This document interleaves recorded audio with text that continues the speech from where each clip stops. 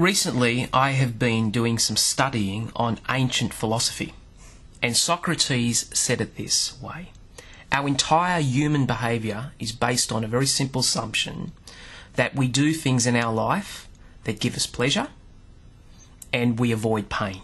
Now, if we take that formula, that philosophy, and I know that the only time we change is when the pain of where we're at is actually greater than the pain of change.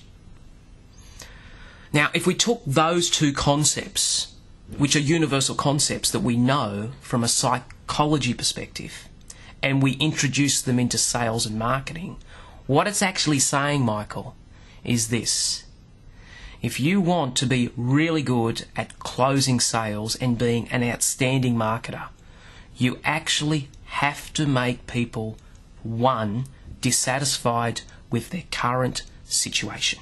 This could be tough to the audience. I'm not actually saying it because I just put a disclaimer here.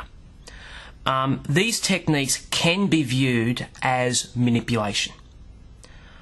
I've studied this. The difference between manipulation and persuasion in terms of tactics are exactly the same.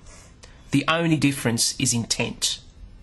And the intent in persuasion is to help the other party. The intent of manipulation is to harm the other party. Now, here's what I'd be doing. Now, I can have a great product or a great service, but that will not be good enough to get me the sale, especially now. And we've all gone to meetings and we've done marketing where everyone says, gee, that was a wonderful product, that's a great service, and we think we're going to get the sale, but we don't. What we're doing is we're providing vision, but we actually haven't made people uncomfortable with their current situation. Okay, but how do you do that? How do you tell people they're in pain? I ask you really deep questions. I'm gonna start at your head, Michael, and I'm gonna hit your heart. And what I'm doing is I'm searching through the power of really powerful questioning, and I call them killer questions.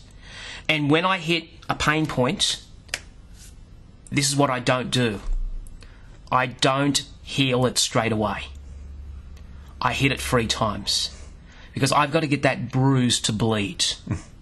Now, how do I do that? I ask you really deep questions that stir your spirit. Because we buy emotionally, not logically. And then you get so uncomfortable, you say, Tony, how can you help me? Guess what? I've got the sale. What I'm actually doing is making you uncomfortable with your current situation. Now, in many times, you don't know that you don't know. Okay, so a very good marketeer will actually develop devices in their marketing arsenal to actually highlight people's position, even though they don't know. It could be done by a questionnaire, a survey, a diagnostic, are some of the tools that really savvy marketeers are now using. Before I even turn up to the meeting, I've actually got you a point of discomfort.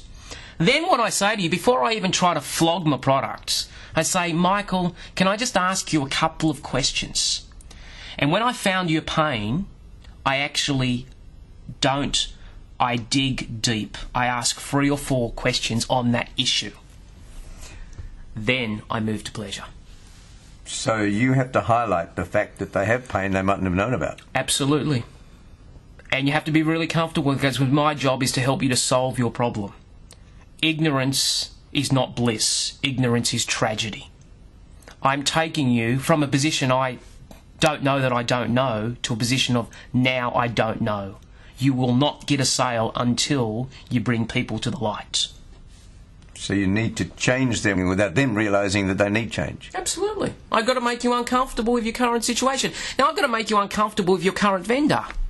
You might be going in there every single month trying to get this big account from this vendor. The issue is not you provide a really, really good service. That's not the issue. They can see that. The reason they're not changing is because you've given them no reason to change, because in order to change, what must you do? You must highlight the pain of the current circumstance. What I've got to do is I've got to make you uncomfortable with your current vendor.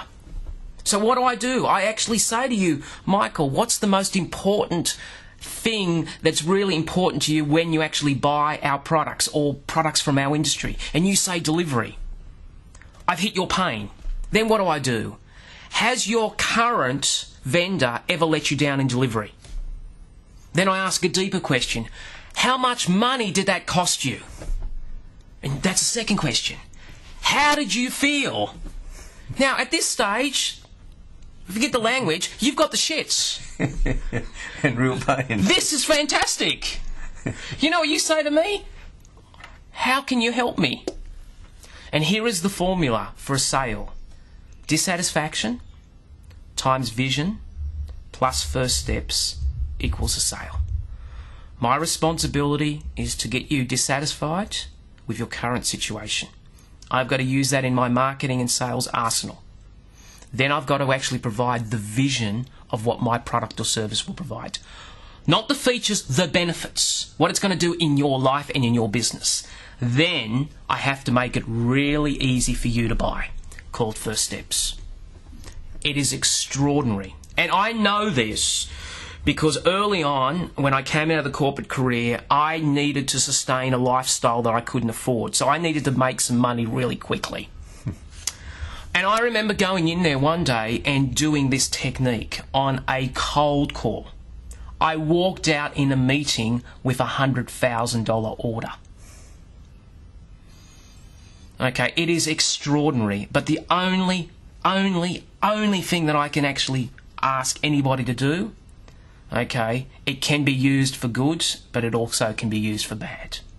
And I have seen con artists use this technique over and over again to rip off people. The tactics are the same, the intent is different.